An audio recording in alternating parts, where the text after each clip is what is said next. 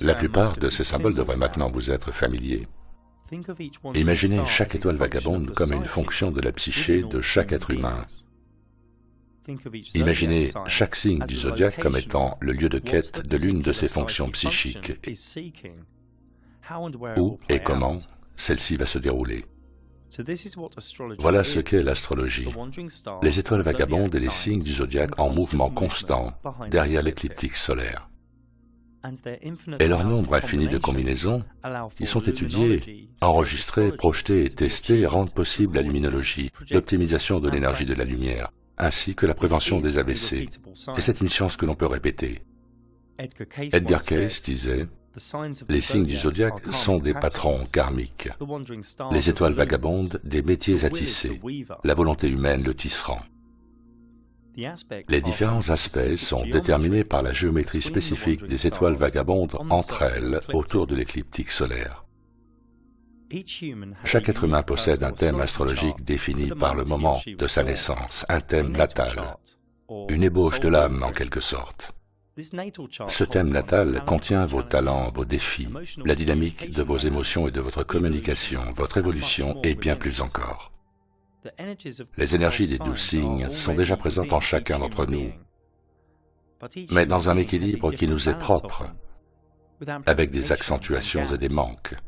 La quête de l'évolution personnelle consiste à trouver l'équilibre idéal entre les 12 schémas, tous rayonnant sur un même octave. Rappelez-vous, tous les signes, toutes les étoiles vagabondes possèdent une énergie qui leur est propre. Quand une énergie est trop accentuée ou trop dominante, cela se traduit par des échanges superficiels. Chacune de ces énergies peut aussi être dans votre thème dormante, faible ou moins puissante. Le thème natal est véritablement une carte de la connaissance de soi. Chaque jour, les différentes permutations des figures géométriques dans le ciel, dont découlent les multiples combinaisons d'énergie, génèrent une abondance dans notre réalité, qui influe sur la dynamique de l'interaction humaine.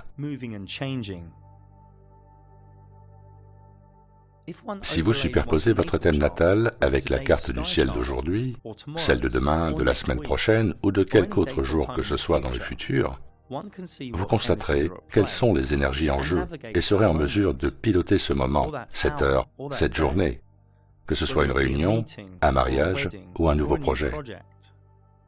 Les élites ne veulent surtout pas que vous sachiez tout cela. Wall Street, le gouvernement, les militaires, tous utilisent cette science céleste. Gardez à l'esprit que l'astrologie n'est pas quelque chose à ignorer ni à craindre, c'est un outil. Chacun a son libre arbitre et peut ainsi dévier toute énergie entrante, bonne ou mauvaise. Le ciel est la salle des machines de notre réalité. Et l'astrologie est comme un doigt pointé sur cette réalité. Les mystiques occidentaux ont soigneusement étudié l'astrologie et savaient comment comprendre et interpréter le ciel. Comment fusionner le macrocosme avec le microcosme de différentes manières.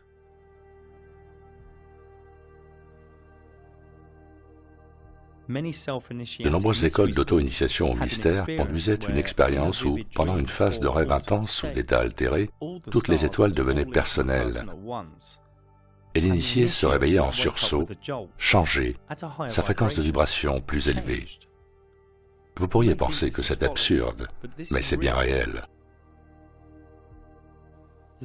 Les signes du zodiaque sont aussi reliés au tarot, les arcanes majeurs. Et à chaque signe, 3 arcanes mineures sont assignés.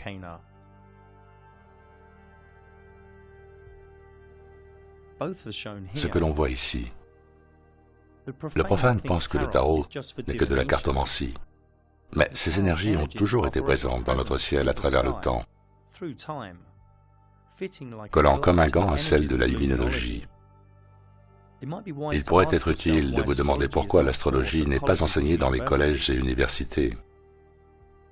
J'ai eu plus d'une centaine de clients me consultant sur l'astrologie de la Terre plane, et pour une étude plus approfondie sur les changements qu'implique la théorie géocentrique pour en savoir plus sur les signes, les aspects, les orbes et les maisons, merci de visionner la vidéo qui est dédiée sur cette même chaîne. Il existe des horloges zodiacales, terre plane et des symboles astrologiques tout autour des églises de la vieille Europe.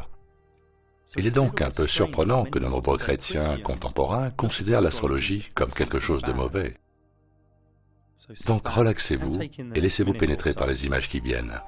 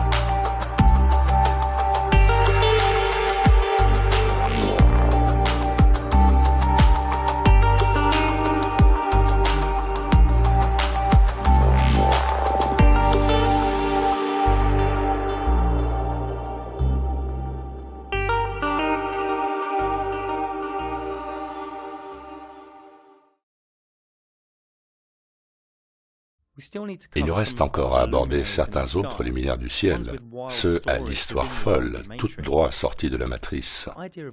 L'idée de galaxie est débile. Ce n'est juste qu'un luminaire dans le ciel. Voici ce qu'ils appellent Andromède. L'idée du trou noir est également stupide.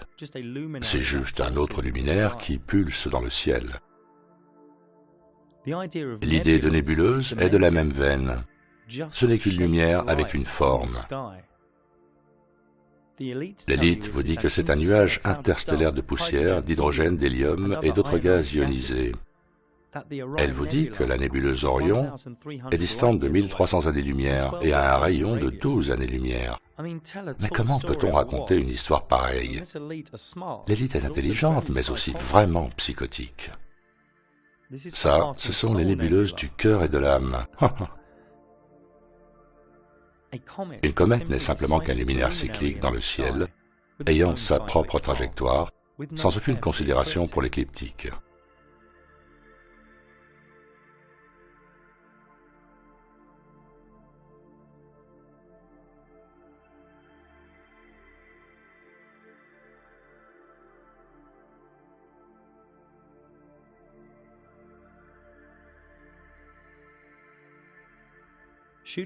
Les étoiles filantes ne sont que des lumières qui traversent le ciel, en apparence de façon aléatoire, mais souvent de manière synchronisée.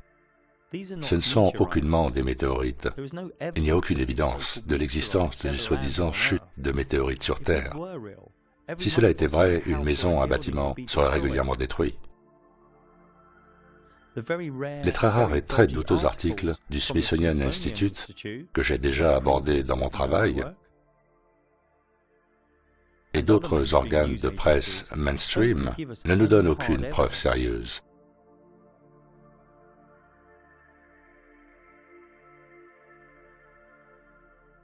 Ces pierres écorchées existent bel et bien, cependant, mais évidemment elles ne proviennent pas de ce conte de fées qu'est l'espace. Celle-ci est supposée être la plus grosse météorite sur Terre. Pas de cratère, pas de témoin. Pour nous égarer un peu plus, ceci a un cratère géant, probablement un énorme trou naturel, ou alors le résultat d'une ancienne technologie. Nous ne sommes sûrs de rien. Mais nous savons qu'il ne s'agit pas d'un morceau de rocher qui s'est vaporisé à l'impact. Tout comme nous savons qu'une boule de feu qui laisse ce genre de marque sur le sol n'est pas rationnelle. Vous trouverez plus d'infos sur l'arnaque des météorites et des cratères en visionnant mon documentaire The Edge of Awakening. En ce qui concerne les pluies de météores, ce sont des éclats délicats de lumière qui se produisent en groupe. La pluie de météorites des Perséides en août en est l'exemple le plus lumineux. Cette zone d'étoiles denses et nébuleuses dans le ciel, connue comme la Voie lactée, n'a pas toujours été nommée ainsi. On l'appelait le Grand Rift, ou le Rift sombre, dans différentes parties du monde. J'ai réalisé un documentaire sur les anciens mythes et savoirs sur cette partie des luminaires dans notre ciel. N'hésitez pas à le visionner.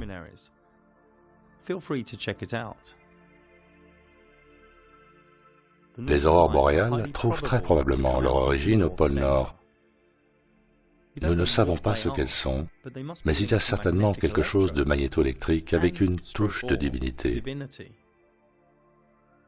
Le phénomène des colonnes lumineuses se produit rarement et aléatoirement dans des régions très froides. L'explication glace plus effet d'optique ne me convient pas. Le culte du scientisme contre la beauté divine est un jeu de dupes. Le ciel est un calendrier géant. Le soleil marque les heures, la lune marque les jours, et les étoiles marquent les mois et les années. Nous vivons à l'intérieur d'un fabuleux royaume, un garde-temps parfaitement conçu au tissu composé de mathématiques et de fractales. Le ciel est véritablement le seul calendrier tangible. Qu'avons-nous d'autre à notre disposition? Le toxique calendrier grégorien dont nous gavent les catholiques? Les dates que votre boss vous impose, celles des célébrations que le gouvernement vous impose? Ne serait-il pas plus futé de se focaliser sur les énergies et mouvements dans notre ciel, la danse des luminaires, l'art de l'astrologie, ceci au-dessus de nos têtes, ignorés par la plupart à cause du conditionnement subi qui vous empêche de vous y intéresser, de vous en émerveiller, de le contempler. Ce royaume est divin, c'est une création provenant d'une conscience supérieure, un pouvoir supérieur. Dans notre dimension, le balai géométrique des luminaires permet de tisser l'énergie à l'aide de ces rayonnements. Un échange subtil et délicat avec l'esprit et l'âme, aux permutations multiples incessantes, créant le flux de ce royaume dans lequel nous sommes. Un royaume de fractales divines caché à notre conscience, sublime et discret. Les élites nous masquent la réalité des luminaires afin de limiter l'expérience humaine au physique. Le physique n'est qu'une base, ce n'est pas la réalité. Ils nous veulent coincer dans le séphiroth de Malkout, tel un drone matérialiste et conformiste. Mais nous sommes à la fois visibles et invisibles, et nous devons honorer l'ensemble, pas seulement ce que nous pouvons toucher. Da Vinci disait, il y a trois sortes de gens, ceux qui voient quand on leur montre, et ceux qui ne voient pas. On commence à voir quand on se déprogramme. C'est un chemin difficile, mais qui devient moins compliqué avec le temps. Et c'est le travail du guerrier moderne, se déprogrammer. Nous sommes ignorants de notre cosmologie, mais nous savons que nous habitons un royaume magique divin.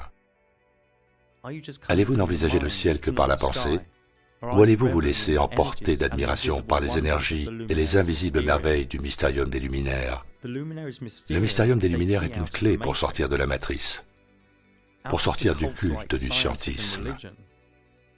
Mais il vous faut embrasser la réalité de ce ciel, aimer celui-ci comme un magnifique cadeau du Créateur. Beaucoup essayent de rationaliser un mystère divin.